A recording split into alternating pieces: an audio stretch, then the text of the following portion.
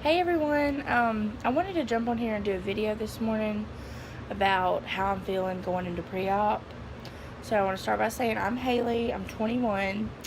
My highest weight was 407, and right now I'm in the 400s, so not much less than that to basically start. Um, my surgery is scheduled with Dr. Ortiz for December 12th, but due to my high BMI, I won't have a 2-week pre-op, I'll have a 6-week pre-op. So 6 weeks from December 12th is Halloween, which is Monday, and today's Wednesday, obviously. So it's coming up on me, and I'm getting excited, but I'm also getting nervous.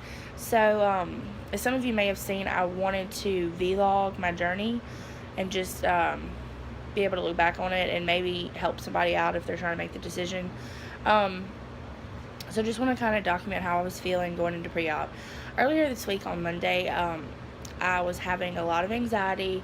I deal with anxiety on a daily basis, but it was a lot. I was consumed in it. I started getting depressed and overwhelmed and nervous and just something. I just didn't feel right.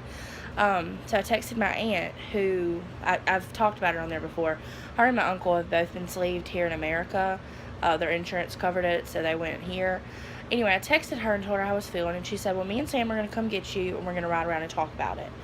And I'm not the type to talk about my feelings, but at that time I was just like, I was so depressed that I was like fatigued, and it was all at once, so it was like taking over me, and I was just like, you know what, okay. So they came and got me, and we rode around and talked, and it was good to talk and hear her advice, and for her to, as somebody that's been sleeved, for me to tell her everything and her to say it's normal. But really, I think the thing that benefited me the most was just talking about it, airing it out, acknowledging how I was feeling verbally.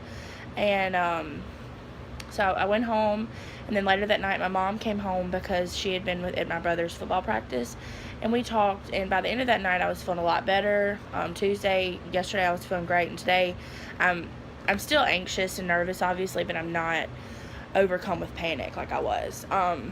But what I was having anxiety about was, for so long it seems like the surgery's been so far away. It's been in December, and now I start pre-op in less than a week, and that starts a 6-week countdown, and it's coming, it's so upon me, Before it was just like, yeah, this winter I'm having surgery, and now it's there, so that kind of contributed to the anxiety. I just realized my head's cut off. I've also been having anxiety about being put to sleep. The only surgery I've ever had was wisdom teeth. So I wouldn't consider that a huge surgery. So I'm kind of nervous about that. Again, that has nothing to do with Mexico. That's if anywhere, any surgery. So that's just general anxiety. But I'm not having second thoughts or anything like that.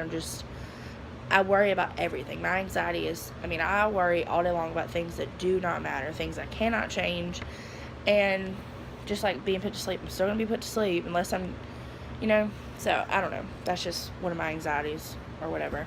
Another would be, I have very high expectations for myself. I do not feel like I'm going to fail in pre-op, or any of it for that matter, but pre-op. I feel like I'm going to be super successful. But in the back of my head, and I feel that way because I want this so badly, but in the back of my head, I'm just like, failure is still an option. It's still something that can happen. I'm starting to realize how difficult this journey is going to be. I never thought it was a walk in the park or the easy way out or anything, or a magic, thing. I never thought that in any way. But all of a sudden, I'm starting to realize that this is going to be way more difficult than I ever imagined, especially this beginning, because most people do a 2-week pre-op, and 6 weeks is a long time.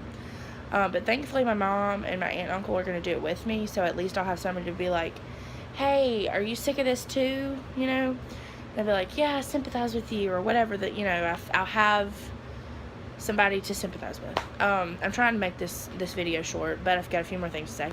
So I'm starting to realize how difficult it is, but I'm so thankful for their support, because it's going to be really nice to just have somebody doing exactly what I'm doing and know what I'm going through, and know how much it sucks to be on a 6-week pre-op diet.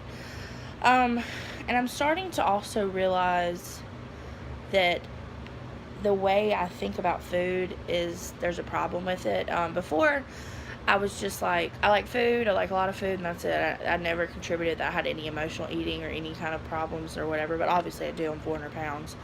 And it occurred to me last week, I work like 9 to 5, and that morning on the way to work, I decided, and now I don't remember what the food was, but I decided what I was having for lunch. And that's all I thought about all morning was lunch. Because I had breakfast early that morning, because I eat breakfast at like 6:45 when I work out, because I drink a protein shake when I get home from the gym, and I don't go to work till 9. So from 9 until noon, all I thought about was lunch. And then when I sat down to eat it, it was just like, I was so excited and just so, it was just too much excitement for lunch. It made me realize that it wasn't normal, that it was just a fast food meal. It was not, it was just like, this isn't normal. It occurred to me in that moment that thinking about food and for hours, just lunch, not some big spectacular meal you never get, it just kind of made me realize that's not right, or that's not, that made me realize that that's not something surgery is going to fix, that's something I need to work on mentally. In my relationship with food, and like Amber says, I've got to learn to use food as fuel. It's not a reward. It's not, eat to live, not live to eat. I've got to do some stuff up here, even though Dr. Ortiz is going to work down here. And I'm starting to realize that, and I'm glad I've realized that. I feel like I'm knowledgeable going into this. And if you're still with me, then thank you so much. I really wanted this to be a 4-minute video, but I have a few more things to say. The other thing is, I think my aunt pointed this out, and I agree with her. I think I'm having anxiety about the fact that I'm giving up the thing that I love the most, and that's hard for me to admit. If you think about fun things for the average person, going to the mall, going to the beach, those aren't fun things to me. If somebody wants me to go to the mall or go to the beach, it sounds like an exercise or a workout. Fun things for me is food, binge eating crap. And that's about to be taken away from me. So maybe that's the root of all of this anxiety, is that I'm fixing to lose my crutch. The thing that I can't live without is killing me, though. So I've got to another mental thing I've got to work on. So that's just, I'm feeling a lot better. It's not that I've overcome those anxieties. I'm just kind of not dwelling on them. That's some advice my mom gave me. And some advice my aunt and uncle gave me was to just let it out, and then move on, not dwell on it. So I'm really thankful to have my aunt, uncle, and my mom to give me advice. I just feel like super blessed to have the support. I know that not everybody has the support that I have, and I do recognize that, and I'm so thankful for them. And they volunteered to do the pre-op diet with me. It wasn't something I asked of them. So I'm just really thankful for my support. Saturday, so we all start pre-op Monday. So Saturday we're going to sit down and not meal prep, but meal plan, and then go grocery shopping as a family. So I'm kind of getting ready for that.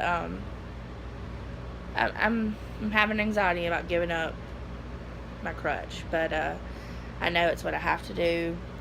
So I just want to kind of do this, and you don't have to watch this. I just wanted to have a documentation of how I was feeling going into pre-op, so that months from now I can say, wow, I was freaking out over pre-op, and that wasn't even the hardest part, So if you didn't see my post, I'm going to be vlogging about every event. I think my next one is going to be day 3 of pre-op, because everyone says that's the hardest day. So that evening after the day's over, I may make a video about how I'm feeling. And I want to be raw and give you the good, bad, and the ugly. I don't want to be sugarcoating it. That's why I'm letting myself record this video with my double chin intact instead of recording it up here, because I'm trying to give you the good, the bad, and the ugly. The raw, I want to be able to make that video after day 3 and just be ranting about how I can't do this. I want to be able to have that footage. So yeah, that's what I'm doing. And other than that, I think I'll make maybe after the day 3 for the 6 weeks. I think I'll make 1 video per week. I'm so sorry this is so long. The next one, I'm going to try not to make them so long. The next ones, I think I'm going to do 1 video per week for pre-op, and then tons of videos, like on the way to the airport, at the airport, getting on the plane, getting off the plane, crossing the border. I mean, every detail that I can possibly record, I'm going to record, because I know that that can be beneficial for someone, and just so that I can have it for my documentation to look back on. So, thanks for watching. If you're still with me, bless you, because I can't believe this video is 10 minutes long. I'm going to go to work, and y'all have a good day. Thanks for watching.